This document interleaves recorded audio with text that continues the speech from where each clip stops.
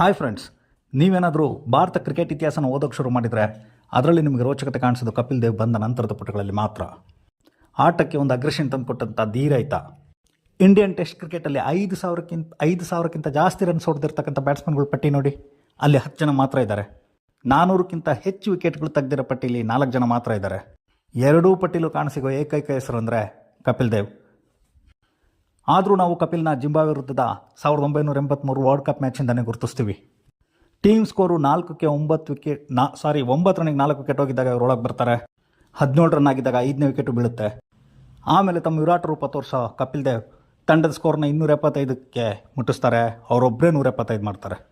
ಅದರಿಂದ ನಾವು ಆ ಮ್ಯಾಚ್ ಗೆಲ್ತೀವಿ, ವರ್ಲ್ಡ್ ಕಪ್ಪಲ್ಲಿ ಉಳ್ಕೊಳ್ತೀವಿ, ಕೊನೆಗೆ ವರ್ಲ್ಡ್ ಕಪ್ಪನ್ನೇ ಗೆಲ್ತೀವಿ. ಹಾಗೆ ಬರುವಾಗ ಲಂಕೆ ಎಷ್ಟು ದುಡ್ದಿದೆ ನೋಡ್ಕೊಂಬ ಅಂತ ಹನುಮಂತಂಗೆ ಹೇಳಿದರೆ ಅರ್ಧ ಲಂಕೆನೇ ಸುಟ್ಟಾಕ್ಬರೋ ಹನುಮಂತನ ಥರ ಕಪಿಲ್ ವರ್ಲ್ಡ್ ಕಪ್ಪೇ ಗೆದ್ಕೊಂಬಂದರು. Thank you Kapil.